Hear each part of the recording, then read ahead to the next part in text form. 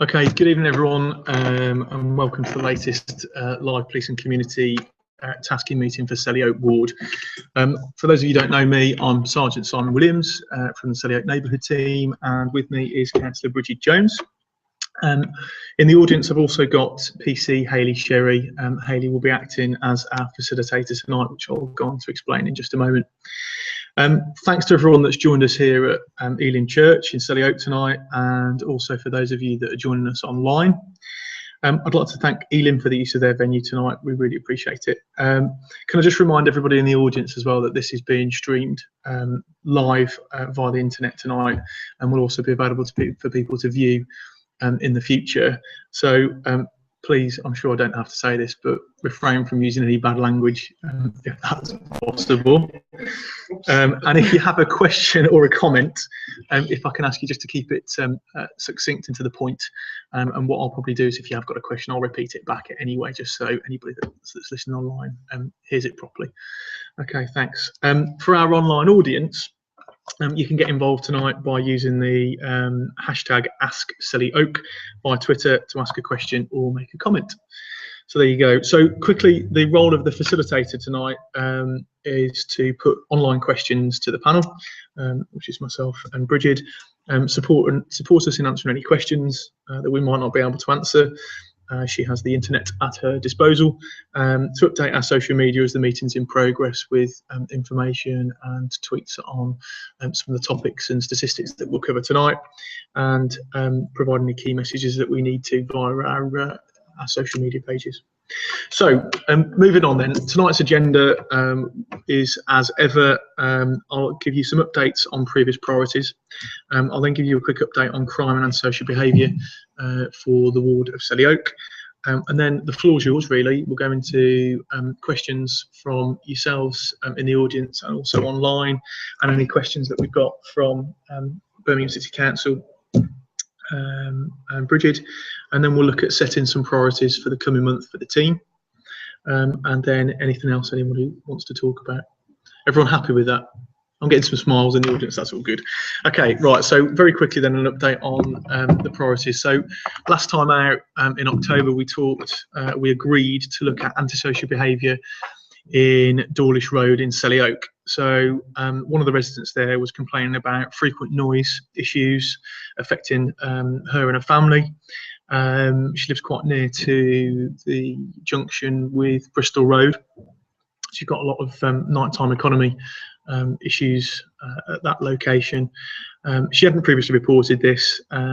What have we done? Well, we visited her at her home address and assessed exactly what the risk and threat of antisocial behaviour to her is. We've spoken to the neighbour that was causing one of the problems. That's now been negated, and we're happy that there won't be a repeat of that. In relation to the noise issue of students in the area, I've now got additional officers working every Wednesday, Friday and Saturday evening. Some extra funding I've been able to get hold of through Birmingham City Council, actually. So thank you for that. That's right. To put extra officers looking at nighttime economy issues, including antisocial behaviour. So Wednesday, Friday and Saturday night tend to be the busiest nights down in Bournebrook. So there will be at least 2 police officers, 2 extra cops between the hours of midnight and 4 AM to try and combat those issues between now and the end of the year, which is really, really good news. Just to wrap that one up, there's also been fewer calls at that location this academic year, so since sort of the middle of September, compared with last year. So that's the update as far as we're concerned there. The second issue was around begging in Selly Oak, around the Bristol Road area, outside or near to Dixie Chicken. You guys told us last time that there were a number of individuals there that were aggressively begging and causing people harassment, alarm and distress in the area. So we've put an awful lot of patrol time into that particular area during our peak times for demand and calls for service, which tends to fall around those same days that I've mentioned previously. We've identified 10 potential suspects who are responsible for that kind of offending, so aggressive begging, causing antisocial behaviour, and also breaching the alcohol restriction zone, which is in place across most of Selly Oak ward. So a number of those have been dealt with for breaching that alcohol restriction zone, so drinking alcohol out of open containers on the street in public. And some of those have been dispersed from the area, so they've been given a notice dispersing from the area from between 24 and 48 hours. And we'll continue to target those during the next month. I mean, I will be proposing, when we look at setting priorities later on, that we keep that one, because our work has only just started there. Really, we've identified who they are. We'd like to do some work to put a whole wrap around and make sure we're working with partner agencies to point them in the right direction.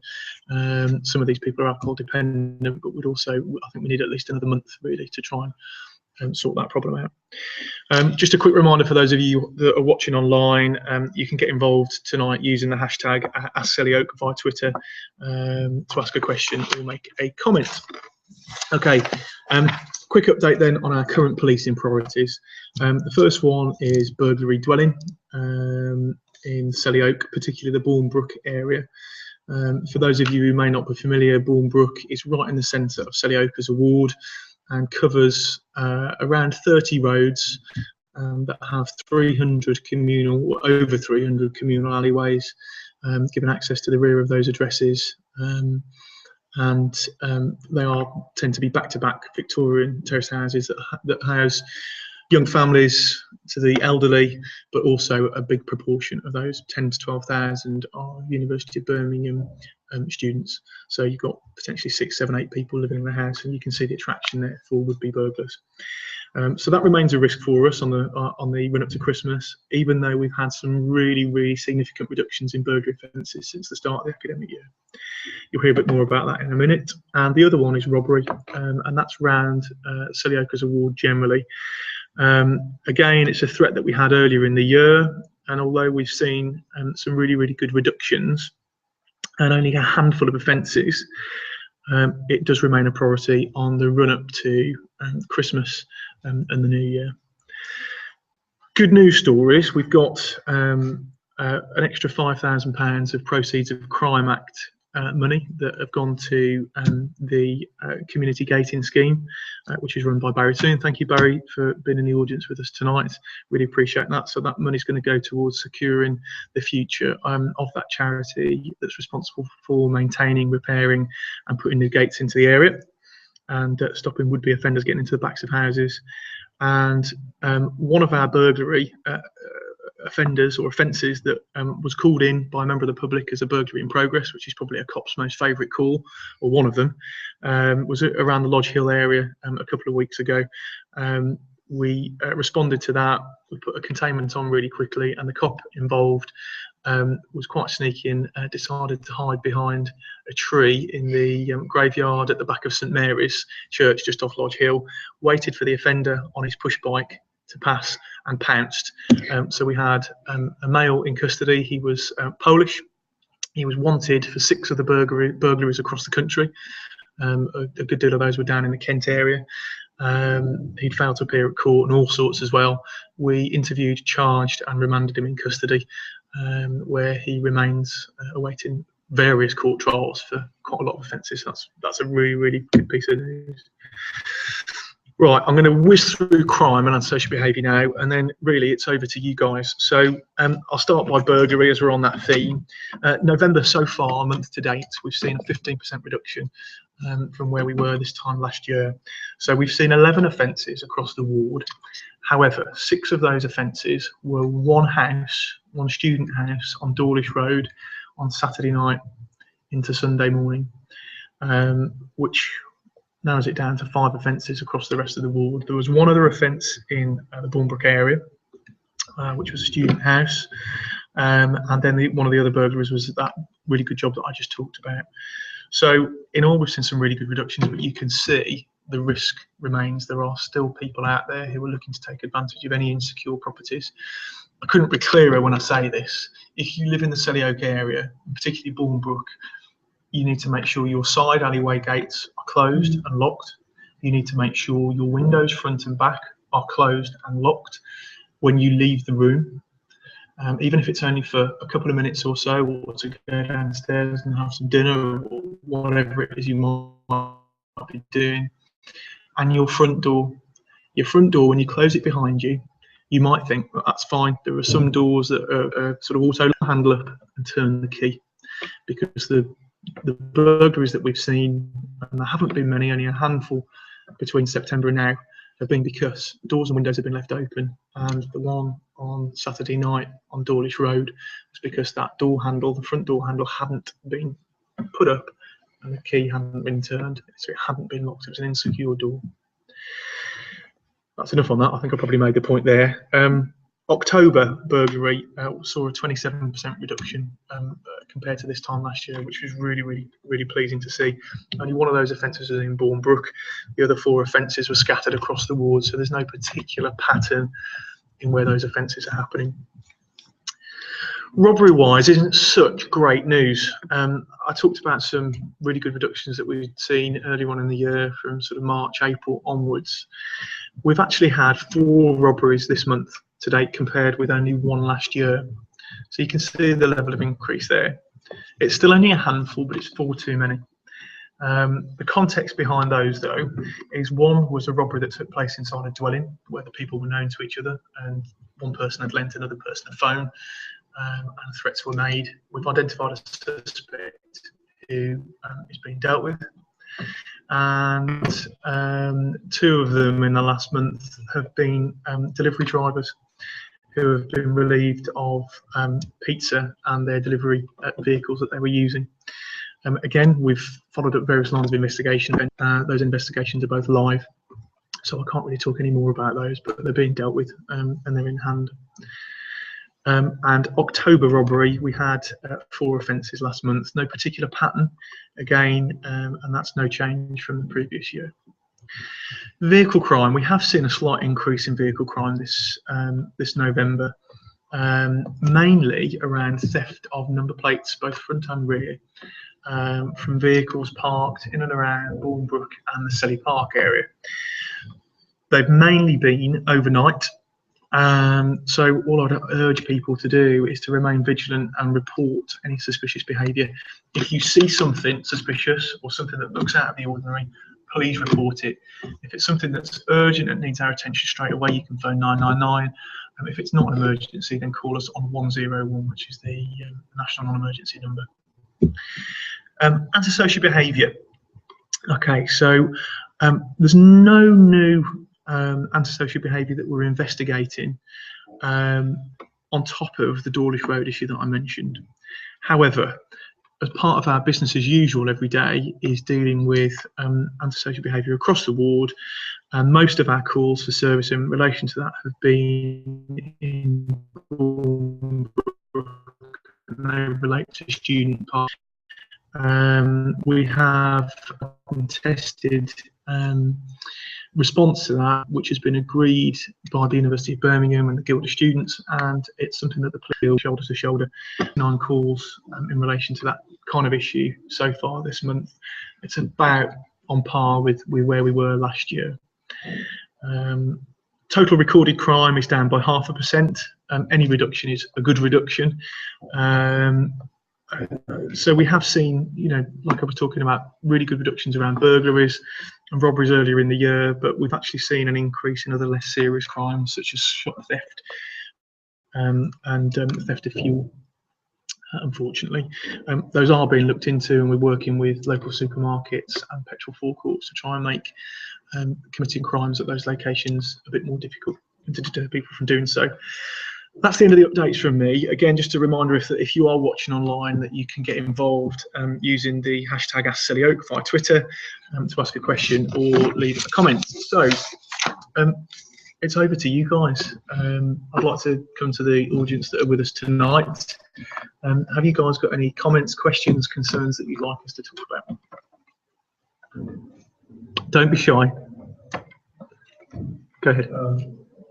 My property is quite a modern one, so it's essentially was developed as an open plan type house stroke development. So I've largely been unable to secure the back of my property because of the way it was originally designed and built. I do adhere to all the security measures. I've got locking UPVC windows on the ground floor. Got good 5-lever locks on doors, etc. And I am vigilant and unlock them. And I've also got an alarm system, but it does kind of worry me a little bit that I can't really secure the back very effectively, which my neighbour some years ago did have a break-in via the back of his property, despite him having UPVC windows. If he'd managed to smash through them and get in. Okay, the comment for the benefit of our online audience was about, I think it's an address in Bournebrook. Don't give away your actual home address, please. But it's an address in the Bournebrook area, and the rear is quite open, and just a concern really about security. I think it might be worth having a very quick chat. So just to talk about options and see what we can do. Clarity and class, to chip in there. But generally, I think you're absolutely right in what you're saying. You're doing all the right things. That's what I said earlier. Make sure you keep your doors and windows locked. It's your basic home security. When you go out at night, or if you're going out during the hours of darkness, leave a TV on, leave a radio on, so it sounds like people are inside and talking. You know, it doesn't have to be Radio 1 or Radio 2. You know, choose one of the channels like Radio 4 or 5 that's or even TalkSport or something like that. That you know, there tends to be more people talking. Leave your lights on, timers, switches. If you've got window and door alarms, use those. You said you've got a house alarm, so I think you're absolutely doing the right things there. So keep it up. Sorry, say that again. Yeah, the comment was around maybe put an additional gate to stop people getting to the rear. That may well be part of the conversation we have afterwards, absolutely. That's a good question. One of the reasons actually probably know in the area, Simon, that most of the streets are 200 metre cars off both sides of the road, but there's people parked on 2 wheels up on the footpath. But some people, of course, can't walk the footpath and think, where does the law stand on it, and where does the police happens? Okay, so what the law talks about is unnecessary obstruction or willful obstruction, and that doesn't apply just to footpaths. It applies to any part of the road, and what the Road Traffic Act actually states is that a road, for the purposes of the Road Traffic Act, is actually building line to building line, so that in some cases that might include some people's front gardens. You know, Selly Oak, you're absolutely right, the streets are packed full of cars. I think the acid test for me as a cop on the street is if I can walk down there with a pushchair and I can still get through, or somebody in a wheelchair, or somebody in an invalid carriage, or whatever it might be, can get past.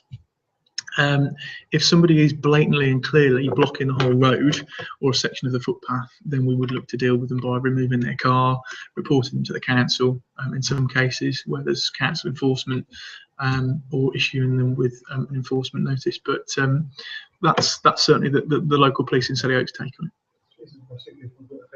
It is, yeah. It's a fixed penalty offence. I just want to be able to say, people do it quite often, not just in my head, but other parts of the street. And it's always firm ground to say, well, look, the police could prosecute you for it because it's a prosecuted offence, but they would prefer you to ask you to move. And absolutely. Like in youth offence, it is a prosecuted offence. Yeah, absolutely. Causing willful or obstructing the road is definitely a prosecutable offence. But just like to stress, we like to take a common sense approach. You know, and if it's you know, blatant and somebody's doing it on purpose, then you know, we'll look to take action. But where Bridget? No, just to flag up on that. I've had some complaints on Willicombe Lodge Road about the pavement being blocked by a disabled gentleman. Okay. Rather, the complaints are from a disabled gentleman. He's not the one blocking the streets. Okay. So, yeah, keep your eye out next time you're up there. Maybe when we finished, you'll be able to give us some details of location and maybe the offending vehicle, and we can write to the registered keeper. Ah, okay.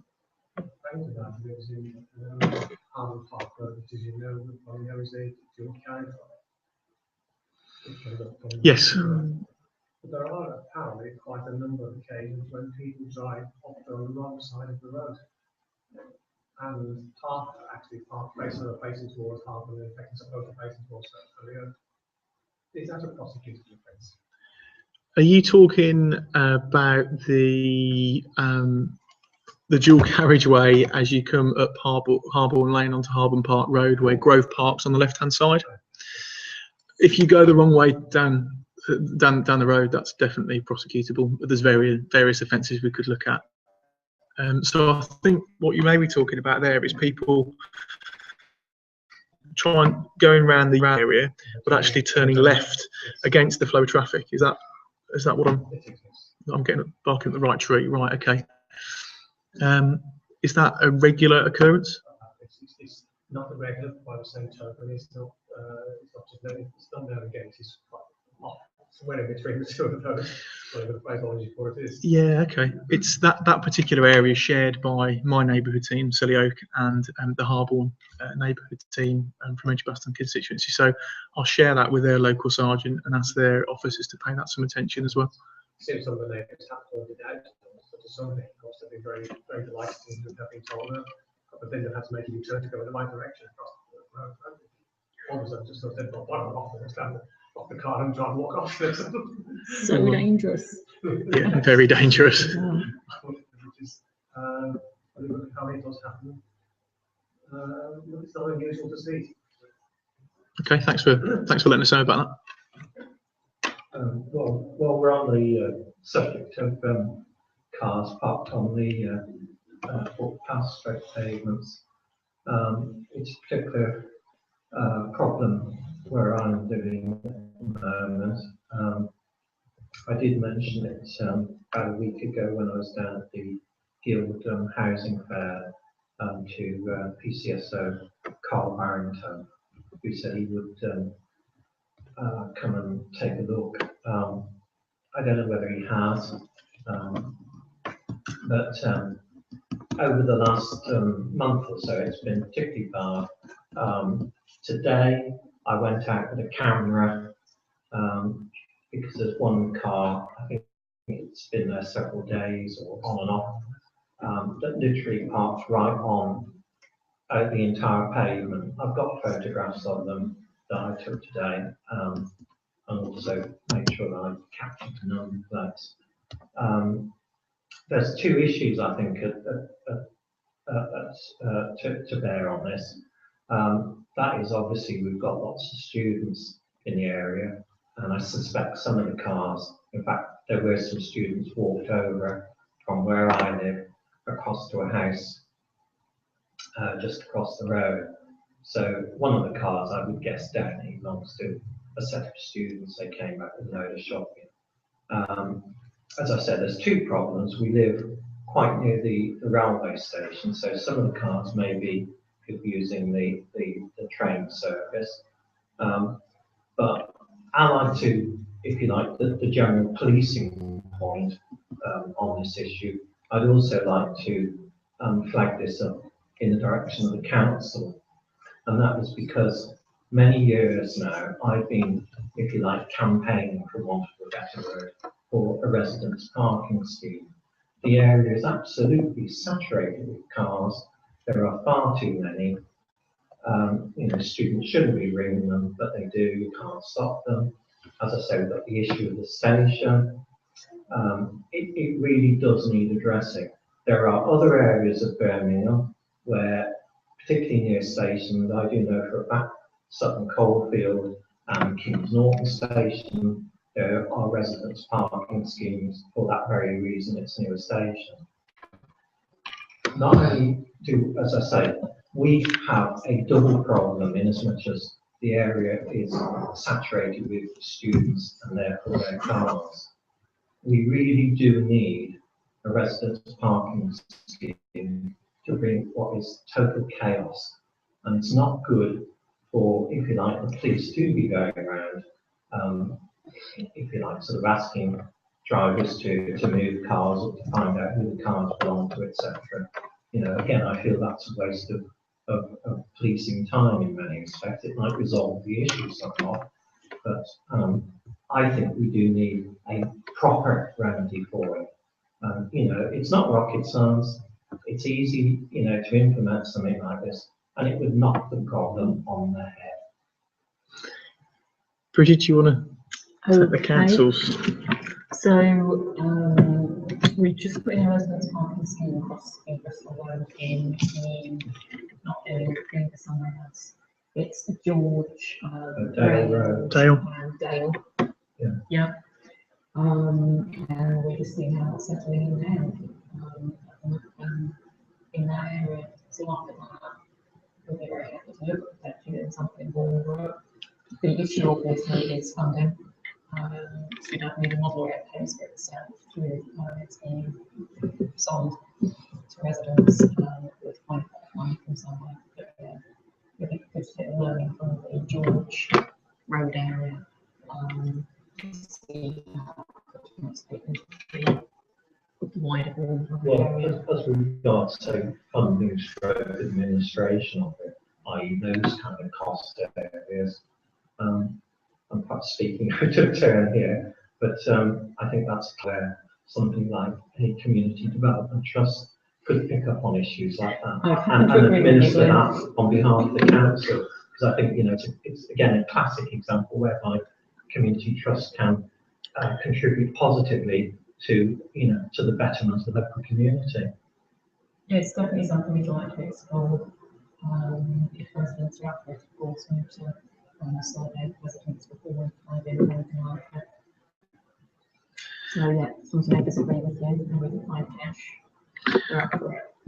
And of course, you know, like you said, Glenn, a big part of you know, the community in Selly Oak is the number of students who are and would be entitled to a residence parking permit.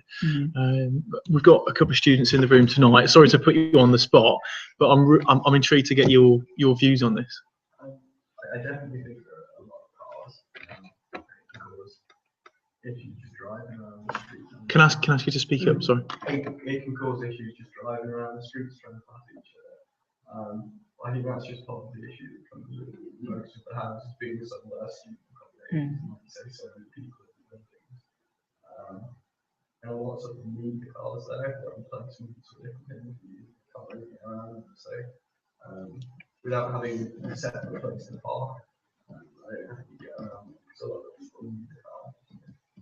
I'm currently on a placement with my course at the moment, and obviously I do really need to go out in the area for that placement.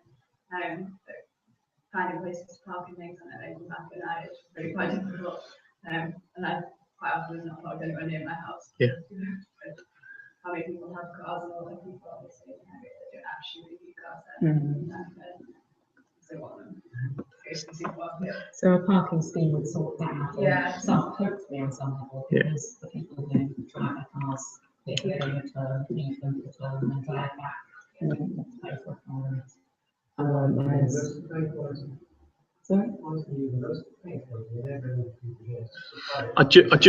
Just before we go into that point, I just want to summarise, just for the benefit of anyone listening online, just what the two students here tonight just said, and that was, you know, that actually there are a lot of students down here that do need a car because they either work, not necessarily in the locality, so need to travel to and from work, as well as their you know, place of study, but also have placements. So a lot of students here on 2, 3, 4 month or sometimes a year placement.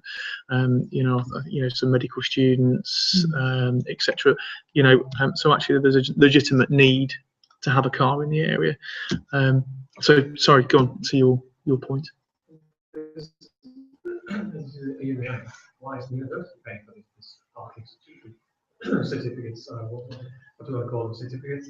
To me, the university seems to be standing back from all this kind of thing. Now, if it was Cadbury's, for instance, if their works were creating a problem, everybody would be down on top of the company doing that. But the university seems to be able to do what it likes, and okay, give you some weird reasons out of the area, fine. But there are so many other issues we're not really doing them. The comment from one of the local residents here tonight was around the university, and maybe they should step up to the plate and look at paying for resident parking. They're not here, so unfortunately we're not going to have their view on it. I can imagine what that might be.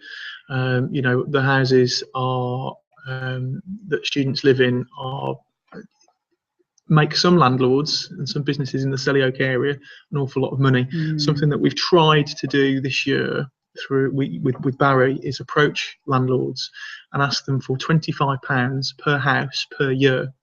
Now, given the number of HMOs, so houses of multiple occupation, that have to be licensed to the council, that would give us £21,000 a year to be able to make the area safer. We could spend that on extra officers, we could spend it on new gating, we could spend it on lots in the area to make it a safer place. However, Barry, correct me if I'm wrong, but I think we've had £2,000 in so far. So we started this campaign August, September time, and we've only had £2,000 in. Now, some landlords and some of the businesses in Selly Oak have actually put their hand in their pocket and have given us quite a big lump sum of that 2,000. There you go, 501 donation. I think it's a really, really clear issue that there are businesses and people that are making an awful lot of money in Selly Oak from the student community that should come forward and step up to the plate to help us make these kind of issues easier and better for everybody. You know, not just crime, but these parking issues, residence parking permits, etc. You know, and what, £25 per house? It's peanuts compared to the rent. And I'm getting some smiles from the students actually who know just how much rent they are paying. Good. I absolutely agree with the students, particularly somebody cited to me a few years back that medical students very often, you know, you can't necessarily put all the medical students at the new hospital that we have. So some of them, as I understand it, have to do placements down at the big new hospital in Worcester, which is, okay, it's roughly in the area of Birmingham, but it's about sort of 25, 30 miles down the road. And from what I also gather that some students, because if you like, it's hands-on practice and learning, they very often have to do shifts that might end at 9 or 10 o'clock in the evening. Now, the train service from Worcester is appalling, and you don't have to considerable. I know this because so in that situation, and because of like the risk of being attacked or whatever, it would make sense to drive to Worcester and drive back to Birmingham where you live. So I absolutely agree with the students on that point. However, on sort of the wider point about Birmingham, it's probably one of the best areas for transport in terms of trains and bus service. I mean, again, I know that from experience. I used to live in Worcester. Worcester was absolutely useless for public transport. When I've been in Birmingham, I've been able to make full use of public transport. So the students that are bringing cars, and again, as our student colleagues have acknowledged, they may be bringing cars because they simply can't be bothered to carry the shopping from, say, Sainsbury's. You know, it isn't good enough. Yeah, I'm going to cut you short there, and I think you know, if there was a residence parking scheme brought in, what it would probably force is a conversation through letting agents at the point where houses are let with the students to say, look, you've got a maximum maybe of 2 cars. I don't know what the scheme would be. I probably wouldn't imagine it'd be more than that. And say, who living in this house now actually really needs a car? You then might look at actually car sharing, and wouldn't that be greener for everybody? You know, and that would be quite simple for names to be added to, you know, insurances, etc. So there might be actually a greener solution as well as a byproduct of that. But you're absolutely right. The transport links are great, and you know, I think we'll have to draw a line under that parking permit conversation now around. You know, absolutely, there are certainly going to be cars in Selly Oak. Some students who maybe don't need to have cars in the area, but there is definitely, you know, a balance to be struck. This isn't about parking, by the way, so I'm not going to jump in by your decision on there, Chair. I'd just like to publicly say a thank you to the initiative that Barry and yourself, the police force, have taken in terms of approaching landlords to see if you can derive some sort of funding to support the area, and in particular maybe have a bit more policing, because that's what's going to sort things out. So, publicly, I'd say thank you to the police force and to Barry for taking that initiative forward, albeit you haven't managed to raise too much money yet. Well, thanks, we really appreciate it. It's the 2,000 is a small amount of the total that we've raised, but yeah, we're working hard to make sure that life's better for everybody in Selly Oak. I just want to move over to my facilitator.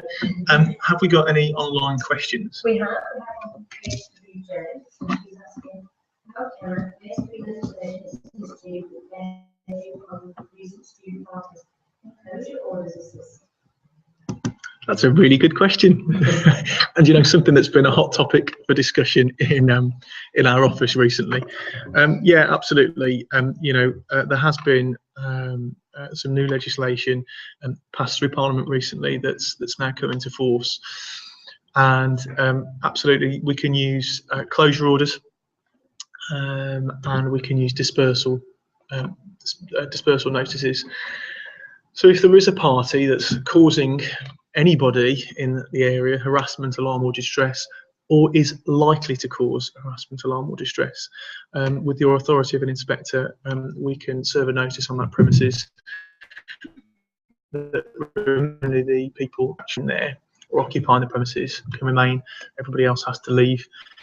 We then look to put a dispersal in the area in place, which means that if the police give a direction to anybody that is likely to cause harassment, alarm or distress, or is causing harassment, alarm or behaviour, it's also an offence for them to disregard that direction from us, and they could leave themselves open to arrest or prosecution.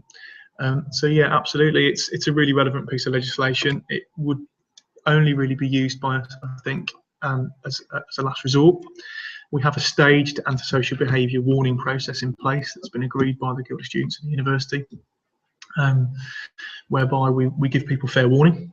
If they ignore that fair warning, we then write to their guarantors through working with the local landlords or letting agents that the house is let through. The last thing I imagine anybody renting a house, particularly the student community, want is a letter from the West Midlands Police landed on their parents' doorstep or whoever their sponsor is, saying that their beloved child, son or daughter, has been responsible for causing nuisance in the area. We found that that's quite a strong deterrent, the threat of that letter. We obviously work with the Guild of Students on that, and it's kept on record with the Guild of Students and the local police. So we know who is and isn't involved, and what addresses that we need to be concerned about or otherwise. The worst case scenario is that ultimately you breached your tenancy, and you might lose your deposit, and the landlord will kick you out. Likewise, we've got those new powers that we can use as well. It's a really good question, thank you. Yeah. On to that. I mean, there's been quite a huge change in the nature of the some of the student parties. It used to be they were just ordinary house parties where friends came around, had and drinks and whatever in the house. But now they seem to be getting more larger parties with sound systems and DJs, and one or two of them even being ticketed. So this would be an area, presumably, where this legislation could take part. Yeah, absolutely, Barry. Totally agree with what you've just said. So, just to summarise, Barry's talking about in Bournebrook, particularly larger house parties taking place. This is something I've spoken to a number of landlords about recently. Last weekend I was on duty and I spoke to a member of the community in Selly Oak who was at a well-known bar on Broad Street in Birmingham that attracts a big student trade on student nights, was working with the house to throw a party for over 100 people. It was going to be a ticket-only event. Clearly there was going to be alcohol there. It was going to be used as a bit of a promotional night for them. I think the venue, as I understand it, were going to lay on transport to take those 100+ people into Birmingham, into their bar, and even provide cleaners the next day to clean the house up. We have spoken to the landlord of that premises. We've also spoken to some other landlords in the area to make them aware that that kind of thing's happening, we have been reassured that that party won't go ahead. If it does, a closure notice will be put on the premises on that particular evening, without a shadow of a doubt. I think we've seen a really big culture shift compared to, say, 5-10 years ago in the area, where house parties were probably earlier and people would go out at sort of 7, 8, 9 o'clock at night, and then 10 or 11 up to the Guild students for the fab nights. Now I see 1,000, 1,500 students between about quarter to midnight and 5:30 midnight going out of Bournebrook across the road into the university, to the Guild students, and these sort of pre-gaming, pre-drinking house parties are becoming more and more familiar to us. We've had to go into some this weekend where we've had to ask proper DJs to turn the music off. You know, I think it's all about the local police and the local council don't want to stop anybody having a good time. We want to promote Bournebrook and Selly Oak as a safe place to live, to work, to have fun and enjoy yourselves and enjoy life. That's what it's all about. But if you're causing a nuisance to your neighbours, whether that be through noise or anything else, you know, you've got to show some kind of respect and some kind of sort of civic responsibility, I think, to the rest of your immediate neighbours. Some of the parties have been so loud you can hear it from one end at Selly Oak as you approach it. It's quite frightening actually, but yeah, it is a problem, and it's something that we'll continue to do our best to reduce. Well, while we're on the subject, you probably picked up the log from myself ringing in on 101 to report what appeared to be a party that was going to take place. When I observed this, there seemed to be, dare I say, almost like queues of students filing in down the road and off the pavement into the house. I won't name the particular house. And indeed, I'd like to say thank you to the police, because the call taker on 101 did send out a resource, and 2 officers did visit the house and went in to the house for about 10 minutes. And I've since learned that, again, I won't say, but I've since learned that additional follow-up will be taking place, or has probably taken place by police. So again, thank you for that. Yeah, we have followed up on that particular incident, and we're working with the residents there and the landlord to make sure that doesn't happen again. Hayley, are there any more online questions? We have one from Canada sponsors asking, what are you going to do to reduce burglary? Okay, I sort of touched on burglary a little bit earlier on. Selly Oak has been notorious in the past, and if you read certain local online publications maybe, or local press, you might be scared into believing that Selly Oak is one of the worst areas in the country, ever for burglary. Let me assure you that that's not the case. Since the start of the academic year, so from September to this point in time, only 4 houses in the whole of Bournebrook have been targeted by burglars. Now, that does equate to more burglaries, because each student bedroom with a lock-in door is classed as a dwelling in its own right. But the context here is that it's 4 houses. Now, this time last year, I'd be sitting here saying, actually, it's well over 40. That's a really, really significant reduction. We're doing an awful lot. We've got extra officers on patrol during key times. I've got officers working with Barry and the local charity that organise the gating repairs, making sure that we're on top of that.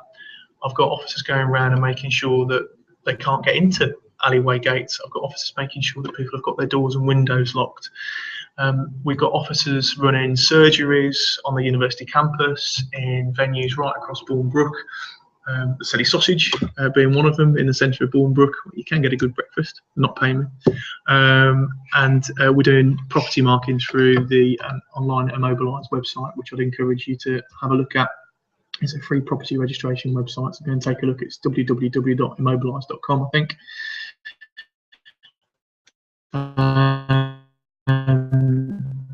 We've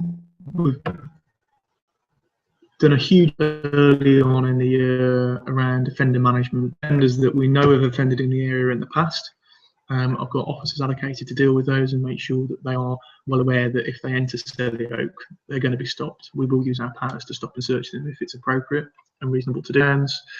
And at the start of the year, sort of August, September time, we had 5 or 6 really significant arrests where a lot of those people still remain in custody.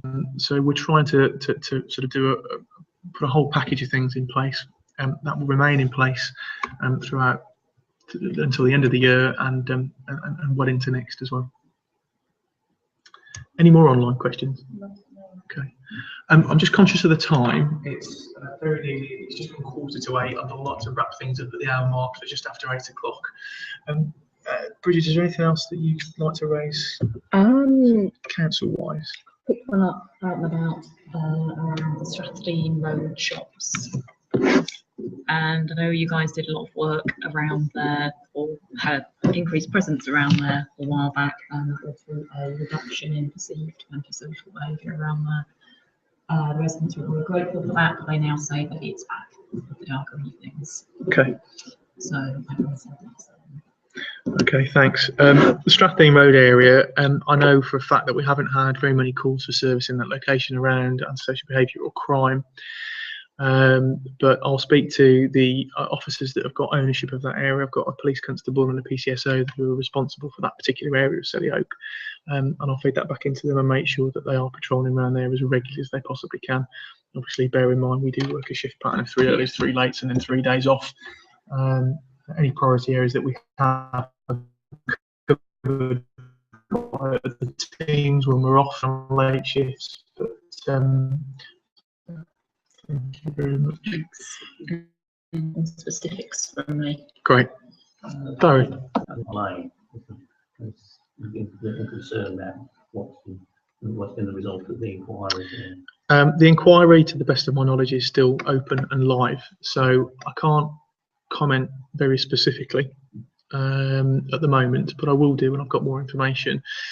All I can reassure you and say is that the individuals involved are not from Selly Oak. They do not live in Selly Oak. They are not connected to Selly Oak. They happened to be passing through the area at the time the incident happened. We're doing absolutely everything we can to make sure that that doesn't happen again and that the incident is investigated in its entirety. But I would like to hope that that is a one-off incident, isolated, and something that won't be repeated in the near future. As I said, I'm not in a position to comment any further than I already have on that matter. He's on camera. Nice try. Can I just swap back to the big party houses that have appeared in Selly Oak? Is there an issue for licensing to be looking at? Yeah, I think speaking to some of the local landlords, if a landlord has a HMO more on the property, and I'm guessing quite a lot of the properties that are rented out will have some kind of mortgage on them. HMO mortgages are specially written for properties that are let out to multiple people. They have special conditions attached, and having a party involving that many people would definitely breach that mortgage agreement. So actually, not only do you risk having a closure notice put on, and potentially, if you ignore that, leaving yourself liable to be prosecuted or arrested, actually you're putting the mortgage and the future of that HMO at risk as well, which I think is rather unfair on local landlords who, the vast majority I know in Bournebrook keep the houses in nice condition and try their best, to look after students as best they can. Not everyone would have had positive experiences, I'm sure, but on the whole, I think there's generally a decent set of landlords and letting agents in the area. So yeah, it's definitely an issue. It would be a change of use to start having people invited to a house with that many people, private parties that are going to involve alcohol, etc. So that would be something that potentially would have to be licensed. So clear issues there, yeah. Maybe perhaps like a lot of the time, a lot of students aren't really aware of some of the consequences, so like what you just said about the HMO and like the letters as well to guardians and things. I think maybe stuff like that was publicised, not maybe some issues that Yeah. I think a lot of people aren't aware. It's a really good point. One of the members of the audience has just raised that it might be that students particularly aren't aware of the consequences of having these really, really big parties. We've got a website called I Love Selly Oak. So if you go into a search engine and type in I Love Selly Oak, you will come up with our website, which has got news. It's got a weekly blog that I started back in October. I think one of the next things might well just cover the issue that we've got a bit tonight actually, and the consequences. So look, between now and Wednesday is my last day on duty this week, particular set of shifts. So I'll make sure an article gets put out on there. There is already some information on there. Have a look around it. I Love Selly Oak. It's a service, the police, Guild of Students, the university, local council. We've all got our part to play on that particular website. Lots and lots of interesting information. So please visit it and have a look. It's worth emphasising as well. Well, because I'm sure you know, it's not just non-students who get involved, students themselves get driven mad by people having parties with their first exams, and the people that sort of happen, or they might want placement, or just wanting to go to sleep. So yeah, absolutely, it cuts across all bits of the. It does. You might be surprised to learn actually that a really, really good proportion of the calls for service we get around antisocial behaviour in those parties come from other students. Sometimes students living in the same house. Right, I'm not going to make myself popular, but hey, that's not new for me. I actually disagree that students don't know, if you like, how to behave in general, that they shouldn't be doing this, that, and the other. They are 18 years of age. They are adults in the law. I know, we don't fully develop perhaps until we're over 30 years of age. However, I bet a pound to a penny that when they were living at their parents' house or in their home city, they would not be doing this. When they come away and they live in these terraced houses, etc., it's a rites of passage type of thing where you sort of, if you like, initiate yourself into so-called adulthood and you experiment. And so you get up to all the sort of tricks that you think you can get away with. That's what it's about. I'm sorry to be so blunt, but we must stop, sort of, coming out with this sort of stuff as though we're dealing with, ignorant children that don't know any better. They do know better, but they're pushing at boundaries. I would do the same. To be fair, if I was 18 years of age, coming away to university away from my parents, in amongst a peer group, I would probably be one of these, mavericks or renegades. I'll put my hand up to that. But we cannot listen to these types of excuses where it's, oh, poor students, they don't know what they're doing. I'm afraid they do. Yeah, I mean, thank you for that, Glenn. I haven't heard anybody saying that they don't know what they're doing. I think it's really important, and I spoke to the editor of the Red Brick yesterday and did a bit for Burn FM, which is your local student radio. I don't know whether you listen to it. If not, tune in at Burn FM on Twitter. But those guys asked some questions around just that issue. And my response to that is that Glenn's absolutely right. Treat the area as though, not that you're renting it, but treat it as though you're potentially buying the house, because you'd know your neighbours back home. I think this is a wider social issue actually. You'd know your neighbours back home. You probably know them by first name. If their house alarm goes off, if their door's open, if their side gate's unlocked, you're probably going to knock the door and make sure everything's all right. You're probably going to close it for them. Or if there is something wrong, you're probably going to phone the police. I don't always see or feel that that's always the case in Selly Oak, and I think it's a really big issue. It's almost some student houses that are really, really big become little micro communities on their own. I'd like to see a bit more of a joined up approach and people treated in the area as though they were buying a house, and they are, and recognising actually that they're an important part of the community and they do have an effect on everybody else. We're only talking about small minority of houses. I haven't got the figures to hand, but I'll happily publish those on the next blog that I do. But we're only talking about a small number of houses. You know, last year, throughout the year, about 111 ASB warnings, and that was through the whole 32-week academic year. It's not huge numbers, so it's small.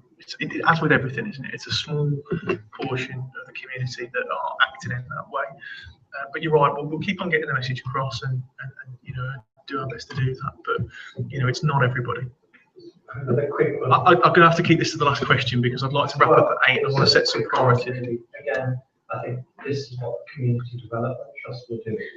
It will develop that, bringing together the community as you've outlined, Sergeant, such that people do kind of take on a more neighbourly role towards each other. So again, it's all about building the community, community development, trust development, etc. Sums it up. There you go. Right. Hayley, is there anything else come from online? Okay, great. Thank you. I said at the start of the meeting, you know, we were going to look at setting some priorities. Hopefully you'll agree to keep the aggressive begging task on for us. We've got those 10 offenders identified. We've started doing some work with some of them. If everyone's in agreement, both online and here, I'm seeing some nodding heads. So is everyone happy with that? Are there any other burning issues that you would like us to look at? We've covered quite a lot tonight, from, you know, issues around parking, particularly the ASB stuff that we've talked about, and those parties. Some issues around darker nights and a perceived increase in antisocial behaviour in other areas outside of Bournemouth. The risk of robbery, burglary that still remains. Is there anything that anybody would particularly like to look at as a priority that we're not already looking at?